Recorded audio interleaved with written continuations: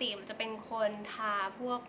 รองพื้นแป้งอะไรให้มันเสร็จเรียบร้อยก่อนแล้วค่อยแต่งตาใช่ไหมวันนี้จะลองแต่งตาก่อนบ้างเขียนคิ้ว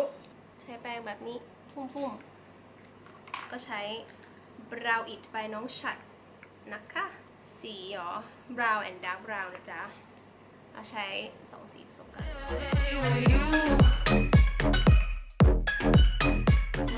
ต่อไปใช้ Brow It ของน้องฉัด Porcelain Brown Pencil สี Ash Brown นะคะ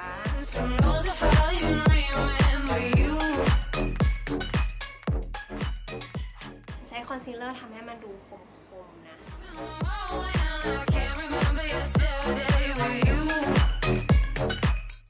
ก็ใช้คอนซีลเลอร์นี่แหละเป็นตัวพรายดวงตานะคะใช้นิ้วเลยแล้วกันง่าย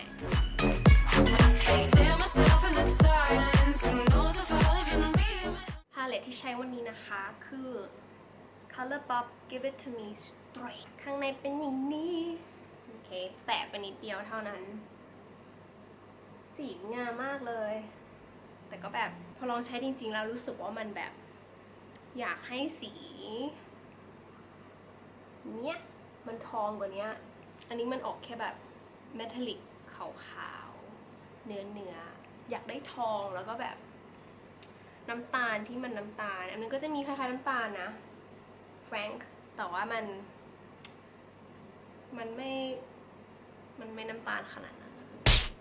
แต่ก็โอเคก็หยิบมาใช้บ่อยโอเคงั้นสีแรกที่เราจะใช้นะคะใช้สี Matter of Fact อันนี้มาเซตคอนซีลเลอร์มาตะกี้ก่อนนะนี่ก็คือแปรงเพิ่งซื้อมาเหมือนกันแปรงเพิ่งซื้อมาของ Eco Tools เราชอบที่มันเป็น2 หัวเพราะว่ามันจะได้แบบประหยัดพื้นที่ในกระเป๋าเราอะคิ้วๆนะเสร็จแล้วมันก็จะใช้สี Downright สีนี้นะคะ Downright มาทำให้มันเข้มขึ้นไปอีกแล้วก็ดึงออกมานิดนึงให้มันแบบมีหางๆเสร็จแล้วเดี๋ยวเราก็จะเปลี่ยนแปลงให้มันเล็กลงนะคะแล้วก็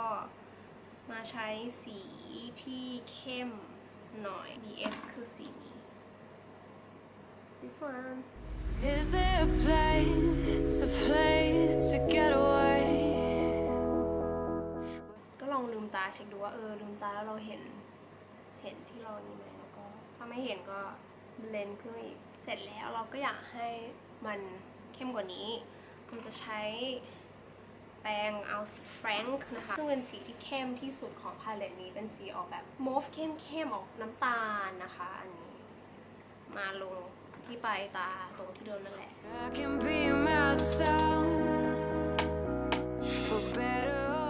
เสร็จแล้วเราจะข้างหน้าเราก็เป็นสีอ่อนวิบวับใช่ไหมคะแต่ทีนี้เราจะ make it pop ก็คือจะทำให้มันแบบโดดเด้งกว่าปกติเพราะฉะนั้นสิ่งที่จะทำก็คือใช้คอนซีลเลอร์ลงไปก่อนนั่นเองคอนซีลเลอร์ที่ปอมใช้คือ Maybelline Fit Me นะคะสี Sand สีที่20โอเคมาเอาคอนซีลเลอร์มาวิธีดูก็คือทาไปอย่างนี้ก่อนแล้วเราก็ลืมตาพอลืมตาปุ๊บมันก็จะติดขึ้นมาเท่าที่เราเท่าเขาเรียกอะไรตาของเรานั่นเองนะคะแล้วปอมก็จะทาแค่ครึ่งเดียวพอทาอีกข้างนึงไปเลยแล้วกันนะ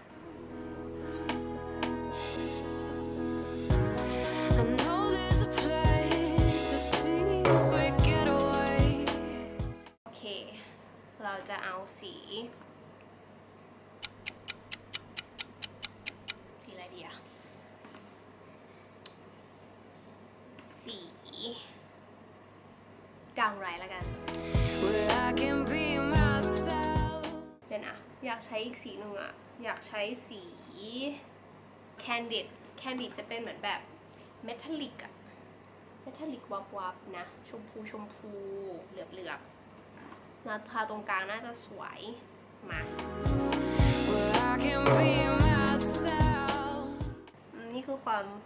มั่วแล้วก็ไม่ได้แผนล่วงหน้ากรุณาอยากเล่าเรียงแบบสวยหรือเปล่าไม่รู้นะค คือ ถ้ามีอะไรผิดพลาดก็ขออภัยมาณที่นี้ด้วยนะคะไม่ค่อยได้แต่งหน้าเยอะขนาดนี้แบบจะแต่งเยอะทีก็คือตอนไปงานแต่งเพื่ออะไรเงี้ยวันนี้คือโอกาสนั้นมาต่อไปผมจะใช้สี straight up นะคะสี straight up อันนี้นะคะเป็น metallic เช่นเดียวกันคราวนี้ใช้นิ้วและมาแปะไว้ข้างหน้าเนี่ย angle brush นะคะอันนี้เป็นแล้วเราก็จะเอาสี up front คือสีแบบวิบวับที่แบบออก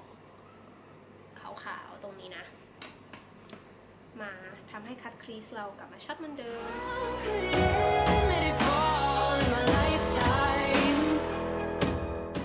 คือเป็นคนที่ชันพับตาแบบแต่งตาได้ยากแต่เราจะต้องไม่โทษมันนะมันก็จะได้ประมาณนี้ถ้าใครอยากได้ให้มันเข้มขึ้นดาร์กกว่านี้ก็เพิ่มเข้าไปได้นะคะแต่ว่าป้อมเดี๋ยวค่อยคิดดูอีกทีนึงมีนี้ด้วยคิดดูอีกทีนึงขอลงเพิ่มนิดนึงแล้วกันอยากมันเข้มกว่านี้เราจะเอาสีแฟรงค์นะคะมาลงตรงนี้ต่อไปปอมจะเอา Makeup Remover มาเช็ดทำให้มันเฉียวๆแล้วเราก็จะมาลงรองพื้นกันนะคะถึงเวลารองพื้นสักทีเช็ดยังไงให้มันแม่นๆเนี่ยก่อนที่บอมจะลงรองพื้นนะก็จะลงวันนี้หน่อยนึง Illamasqua Matte Veil นะคะ Mattifier นะคนส่วนใหญ่จะใช้นี่ป่ะ Hydra Veil นี่ใช้ Matte นะคะไม่รู้ดิตอนนั้นแบบซื้อแบบเทสเตอร์มาใช้ตอนรับปริญญาก็คิดว่าเวิร์กนะเพราะก็ไม่รู้หรอกว่ามันใช้งานได้หรอก่อนหน้านี้ก็มีลง Mermaid Canvas Mermaid อะค่ะไอที่มันเป็นแบบมีคิงกันแดดลาลงไพรเมอร์ตอนชอบลงแบบตบๆเนี้ยรู้สึกว่ามันดีกว่าทาถูกป่ะไม่รู้ว่ะขอโทษค่ะคุณไม่พอป่ะ sorry นะคะตรงที่ตอนชอบมันคุณดูไม่มันหรอกแบบเหงื่อชอบออกอะก็คือตรงบริเวณจมูกที่มันจะตกลงไปนี้เสร็จแล้วมาลองพื้นวันนี้ใช้ Magic Herb นะคะผมใช้สี Bisque Neutral ก็คือสีที่ 27 นั่นเองนี่เก็บกล่องไว้เพราะว่า ไม่ค่อยได้ใช้ส่วนใหญ่จะเก็บใส่กล่องแต่สิ่งที่ไม่ชอบคือมันดีมากไม่ค่อยได้คือมีรองพื้นอยู่อันเดียวที่แบบใช้อะแล้วไปงานอะเพราะปกติไม่ได้ไปงานเราก็ไม่ได้ใช้รองพื้นใช่ป่ะวันชีวิตประจำวันอะสิ่งที่ชอบของอันนี้นะคะคือมันดีมากยกเว้นเวลาไปดูเทสเตอร์ทุกครั้งอะก็จะเห็นว่าแบบมันชอบเป็นแบบอย่างเงี้ยหมายถึงว่ามันชอบแบบหกออกมาโดยที่แบบขนาดเราไม่ค่อยได้ใช้มันก็หกเลยก็แบบก็นะโอเคก็ไม่รู้เหมือนกันก็ยังใช้มันอยู่คือมันก็ชอบสกปรกแล้วก็ชอบแบบทิชชู่มาเช็ดด้วยความแบบกลัวมันหกเลอะเทะออกมาเละเทะเราก็ต้องเขย่ามันให้ดีก่อนใช้นะโอเคเขาบอกว่ามันไม่ต้องใช้เยอะเลยมันใช้แค่นิดเดียวซึ่งมันคือความจริงนะคะอย่าไปใช้เยอะเอาพอประมาณนะอย่างเช่นวันนี้ประมาณสิวเยอะก็ประมาณนี้ก่อนสิ่งที่กลัวมากตอนนี้ก็คือกลัวว่าจะทารองพื้นแล้วโดนเมคอัพตากับคิ้วเพราะว่าไม่เคยทำมาก่อนที่เราจะเบลนด์นะคะตัวนี้มันค่อนข้างแห้งเพราะฉะนั้นก็จะใช้ Mario Badescu เป็นfacial spray นะคะแต่กลิ่นมันแรงมากเลยอะคืออันนี้คือเพิ่งลองใช้ไม่นานนะคะคือ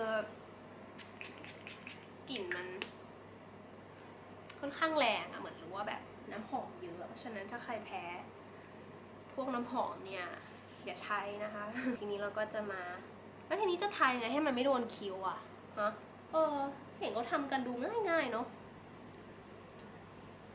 แต่ว่าตัวนี้มันก็กบได้แบบค่อนข้างแบบ full coverage มากเลยอะต้องมาแบบคอนทัวร์ไฮไลท์ให้ดีความจริงคือคอเราไม่ได้ดำเท่าหน้านะคะคือไฟอะมันไม่ถึงคอ มันก็เลยเป็นอย่างนี้ไม่ต้องตกใจนะคะ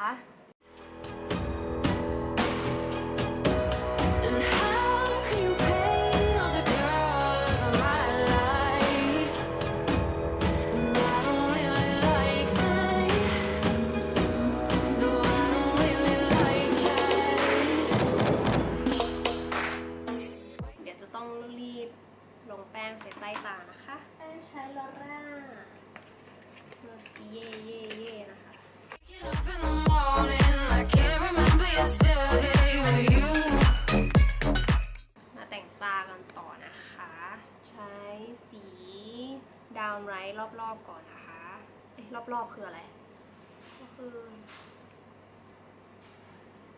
หน้าตาอย่างนี้ก่อน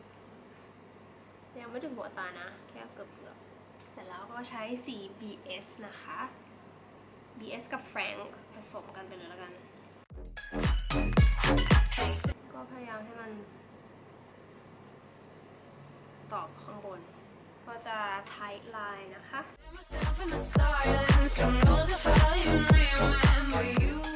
แล้วก็เดี๋ยวมันจะลอง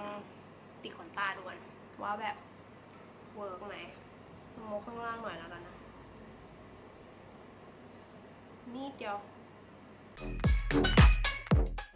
ทีนี้พอติดเสร็จแล้วเราก็จะรู้แล้วว่า เราควรจะเอาไลเนอร์ไว้ตรงไหน ไลเนอร์บอมก็เล็งเอาจากหางของขนตาปลอมนะคะ มันจะได้ดูแบบดูไปด้วยกันอย่างธรรมชาติ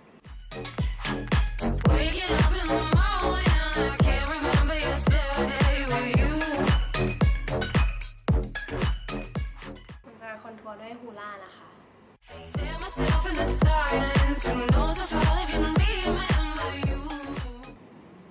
ไม่ทำมาสคาร่าเลยได้ปะเพราะว่าแบบขี้เกียจแล้วอะเนี่ยนะคะใช้เป็นของ For You Too Love Me More สี S7 You Kiss Me นะคะ สีปากเป็นมาโมงเด้นะคะ สี23 Brick Rose นะคะไม่แอบทาลิปมันก่อนนิดนึงละผสมกับสีแล้วกัน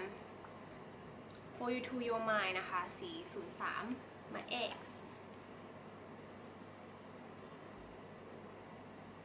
เดี๋ยวนะ มันเหมือนกันเลยอะ มาไฮไลท์ดีกว่า ไฮไลท์ใช้เป็น Mary Luminizer นะคะ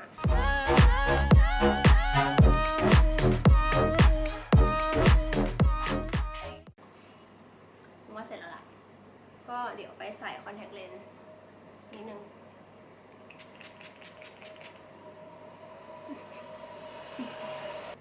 เสร็จแล้วนะคะสำหรับลุคนี้ เปลี่ยนคอนแทคปุ๊บคือแบบเดี๋ยวกับคนละคน อันนี้ก็ชุดปิ้งงานนะคะ เย เป็นเปิดไหล่สีแดงเลือดหมูเสร็จแล้วก็คงแบบไม่ทำผมอะไรมากเพราะแบบสายแล้วต้องไปแล้วนะคะ เดี๋ยวซูมดูเมคอัพใกล้ๆนิดนึงนะนี่ใส่ต้มหูห่วงดีกว่านี่มีต้มหูห่วงนี่เนาะเสร็จแล้วค่ะก็เสร็จแล้วนะคะสำหรับลุคนี้ขอบคุณเพื่อนๆที่ติดตามชมจนจบนะคะไว้เจอกันคลิปหน้าบ๊ายบายค่ะ